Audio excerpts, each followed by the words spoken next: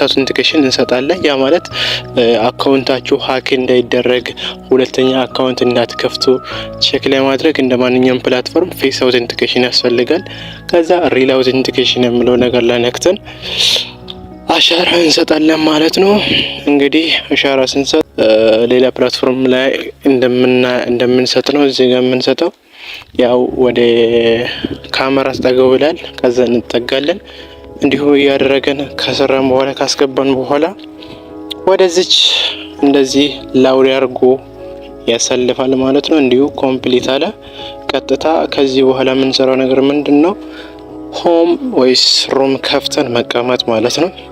እንዴት ሩም እንደምንከፍትና ሪዋርድ እንዴት እንደምናይ አንድ ነገር ይቀራል እዚህ ጋር ምንድነው? ፓስወርድ የማንረሳው ፓስወርድ 6 የማንረሳው ፓስወርድ ካስገባን በኋላ ነው ሩም መክፈት የምንችለው።